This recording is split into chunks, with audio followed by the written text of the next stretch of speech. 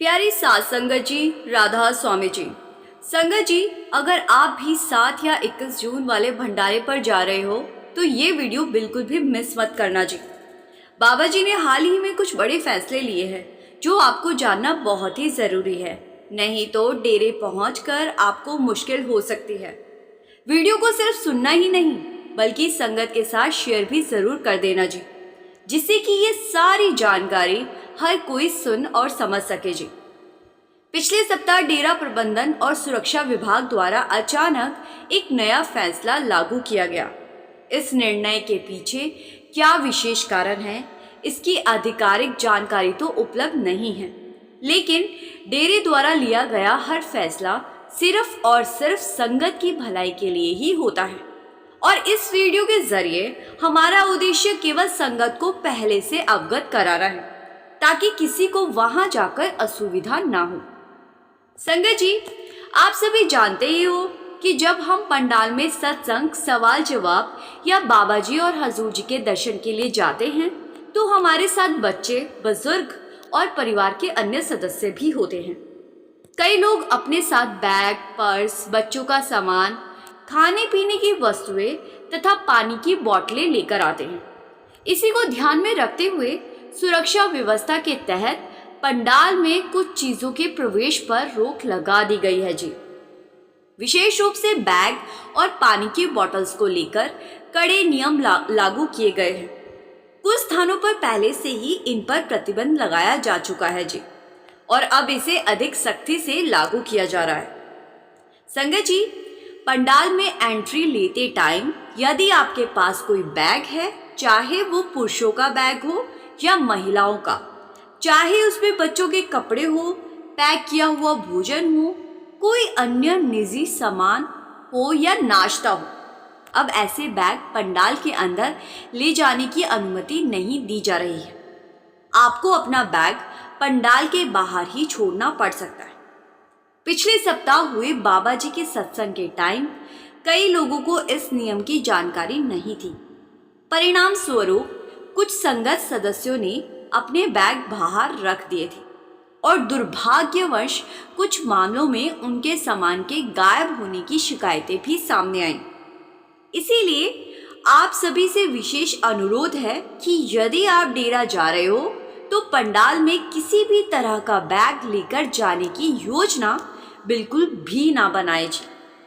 अक्सर जिन महिलाओं के साथ बच्चे होते हैं, पहले उन्हें बैग सहित अंदर जाने दिया जाता था, लेकिन अब उन्हें भी रोक दिया जाएगा। बच्चों के अतिरिक्त कपड़े, पानी की बोतल्स और अन्य सामान फिलहाल पंडाल के अंदर ले जाने की अनुमति नहीं है जी। भविष्य में यदि नियमों में कोई बदलाव होता है तो उसकी जानकारी समय रहते संगत तक पहुंचा दी जाएगी। पानी की बोतल्स पर रोक लगाने के पीछे भी कुछ व्यवहारिक कारण हो सकते हैं। कई बार बच्चे बार बार बोतल्स खोलते बंद करते हैं, खाने पीने के पैकेट्स खोलते हैं, जिससे कि आसपास बैठे लोगों का ध्यान भंग होता है। पैकेटों की आवाज, बच्चों की गतिविधियां और अन्य छोटी छोटी बातें सत्संग के माहौल को प्रभावित कर सकती है।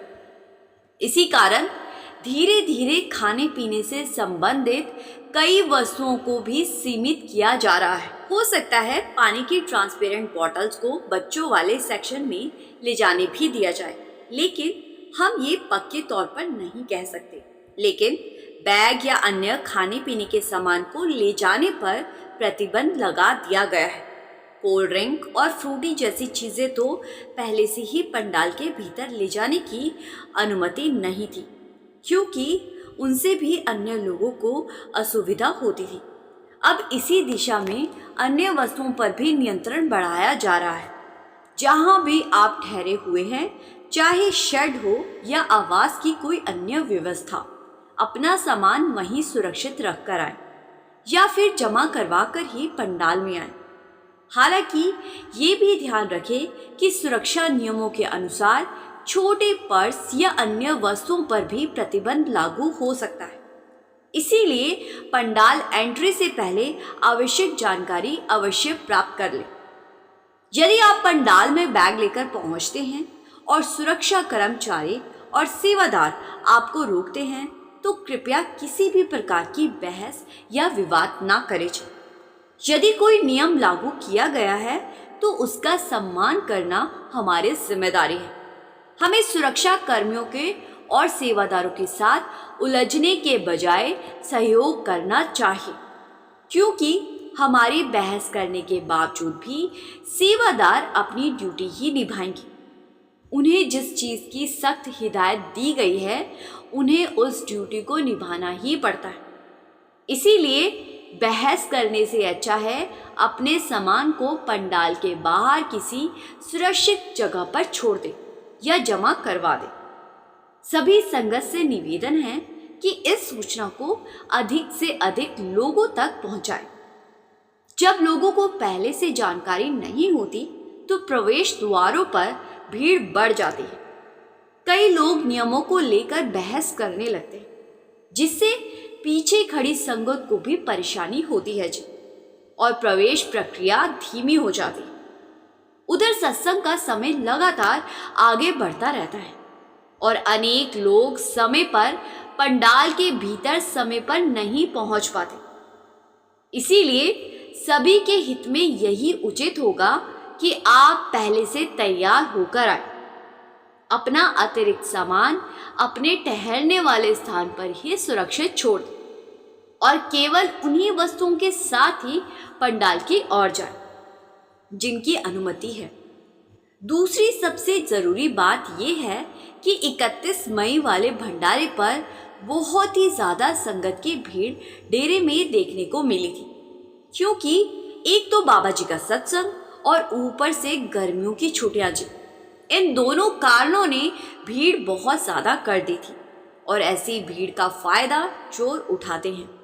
चोर अक्सर ऐसे ही बड़े लेवल के आयोजनों की फिराक में रहते हैं जी, क्योंकि ऐसी भीड़ में चोरी करना आसान हो जाता है। इसीलिए अपने सामान का ध्यान जरूर रखें जी, और अपने आसपास रहने वाली संगत के सामान का भी ध्यान रखना भी हमारी ही जिम्मेदारी है। साथ ही छोटे बच्चों के जेब में एक पर्ची जरूर डालें और उस पर्ची पर अपनी पूरी डिटेल लिखकर जरूर रखें। 31 वाले भंडारे पर भी कई बच्चे माँ बाप से बिछड़ गए थे जी, और उस समय सेवादारों का काम इस वजह से और बढ़ गया था जी, क्योंकि बच्चे ना तो अपने माँ बाप के बारे में कोई जानकारी दे पा रहे थे और ना ही उनकी जेब में कोई पर्ची थी जी, जिससे कि सेवादार पढ़ सके कि उनके माँ बाप का नाम क्या है और वो डेरे में कौन सी जगह पर रुके। इसीलिए बार बार हिदायत दी जाती है कि छोटे बच्चों की जेब में पर्ची डालकर रखें। संगत जी, ये कुछ सवाल जवाब है जी जो बाबा जी और संगत के बीच हुए थे जी। एक एक करके आपको सुनाने जा रही हूं। एक भाई ने बाबा जी से प्रश्न किया कि बाबा जी, हम अक्सर देखते हैं कि जब भी कोई व्यक्ति आपके चरण स्पर्श करने के लिए आगे बढ़ता है तो आप उसे ऐसा करने से रोक देते हो। आखिर इसके पीछे क्या कारण है? क्या किसी के चरण स्पर्श करना उचित नहीं है? ये सुनकर बाबा जी हल्के से मुस्कुराए और बड़े ही प्रेम से उत्तर देते हुए कहने लगे कि बेटा, पहले ये समझो कि किसी के चरण स्पर्श करने का वास्तविक अर्थ क्या होता है। केवल झुककर पैर छू लेना ही इसका उद्देश्य नहीं है।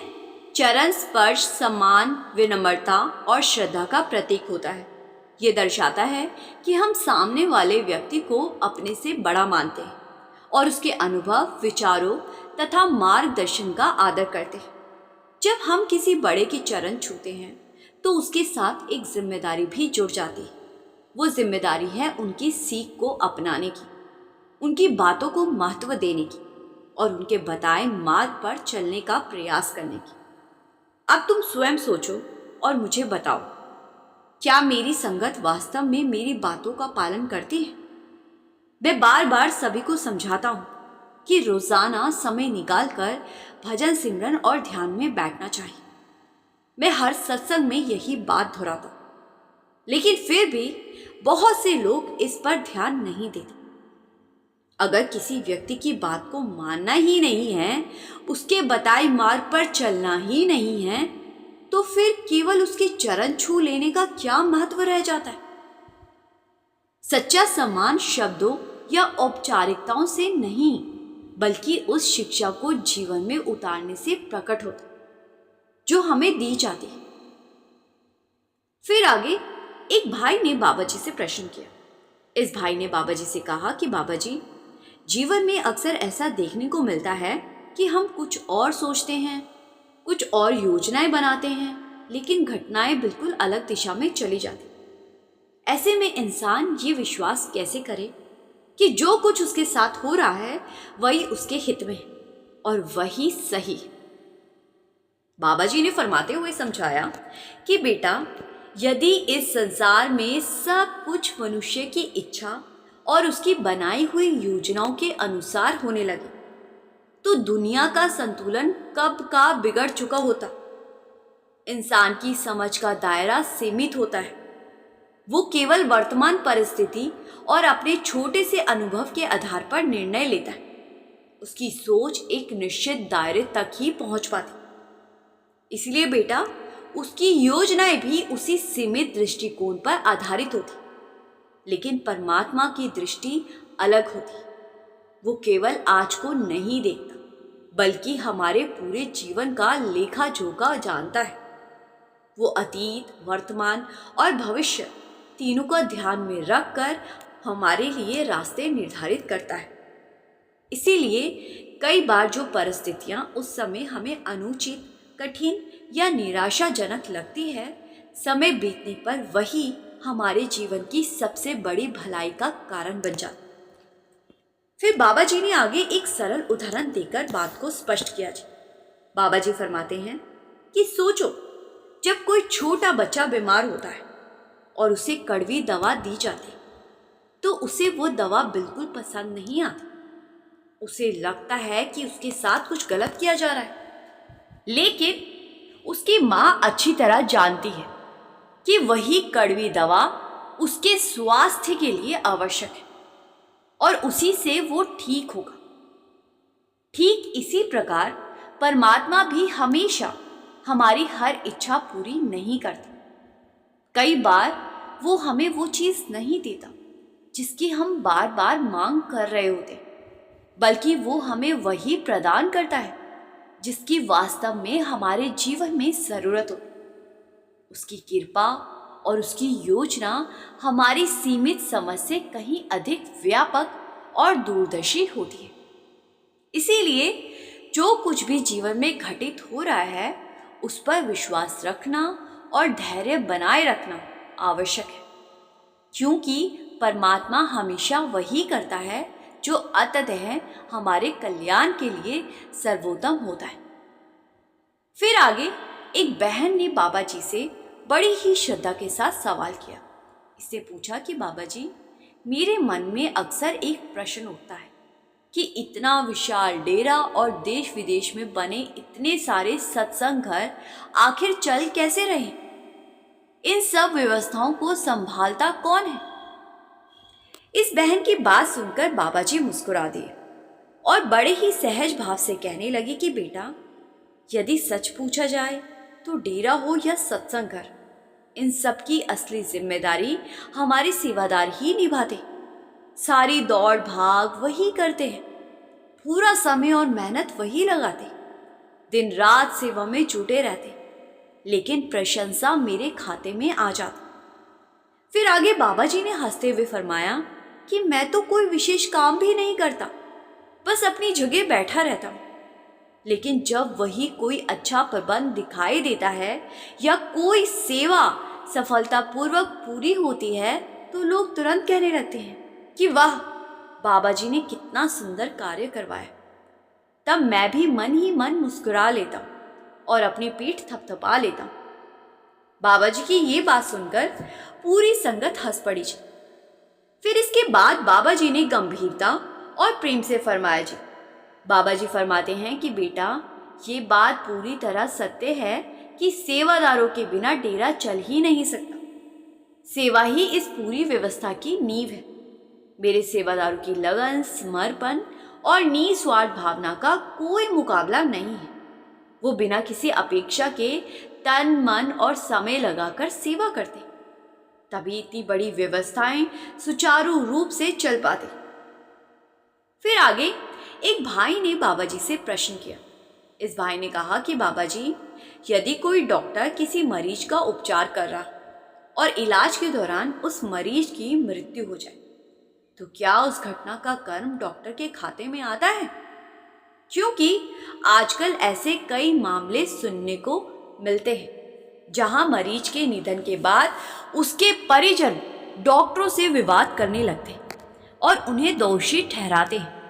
यहाँ तक कि अस्पतालों में ऐसे किसी समाचार के बाद परिवार वाले तोड़फोड़, मार पिटाई कर देते। अब बाबा जी ने फरमाते हुए समझाया कि बेटा, इस बात का कोई एक सीधा उत्तर नहीं है, क्योंकि हर घटना की अपनी परिस्थितियां होती। कई बार मरीज की बीमारी इतनी गंभीर अवस्था में पहुंच चुकी होती है कि डॉक्टर अपनी पूरी योग्यता, अनुभव और प्रयास लगाने के बावजूद भी उसे जीवन नहीं दे पाते। ऐसी स्थिति में यदि डॉक्टर ने पूरी निष्ठा, ईमानदारी और समर्पण के साथ अपना कर्तव्य निभाया हो तो उस पर किसी प्रकार का कर्म नहीं बन। इसके बाद बाबा जी ने इस विषय को और विस्तार से समझाते हुए फरमाया कि देखो, लेकिन यदि किसी मरीज की मृत्यु डॉक्टर की लापरवाही, गलत निर्णय, उचित ध्यान न देने या जानबूझकर की गई किसी गलती के कारण होती है, तब स्थिति अलग हो जाती। ऐसे मामलों में उस कर्म की जिम्मेदारी डॉक्टर पर आती है, क्योंकि जहाँ व्यक्ति की जिम्मेदारी होती है वहाँ उसके कर्मों का प्रभाव भी जुड़ा होता है। बाबा जी ने आगे फरमाते हुए समझाया कि ये सिद्धांत केवल डॉक्टरों पर ही लागू नहीं होता, बल्कि जीवन के हर क्षेत्र, हर पेशे पर समान रूप से लागू होता है। चाहे कोई डॉक्टर हो, चाहे कोई शिक्षक हो, चाहे कोई व्यापारी हो और चाहे कोई अधिकारी हो या किसी भी प्रकार का कार्य करने वाला व्यक्ति हो, यदि वो अपने दायित्व को ईमानदारी, निष्ठा और पूरी जिम्मेदारी के साथ निभाता है तो उसका कर्म भी उसी अनुसार बनता है। लेकिन यदि कोई व्यक्ति अपने कर्तव्य की अनदेखी करता है, लापरवाही बरतता है या जानबूझकर गलत कार्य करता है, तो उसके परिणामों की जिम्मेदारी भी उसे ही उठानी पड़ती है। फिर बाबा जी ने आगे फरमाते हुए समझाया कि इसीलिए हर इंसान के लिए ये आवश्यक है कि वो अपने कार्य को केवल नौकरी या पेशे ना समझे, बल्कि एक जिम्मेदारी मानकर पूरी सत्यनिष्ठा और समर्पण के साथ निभाए। जब कर्तव्य का पालन ईमानदारी से किया जाता है तब मन भी शांत होता है और कर्मों का बोझ भी नहीं बनता।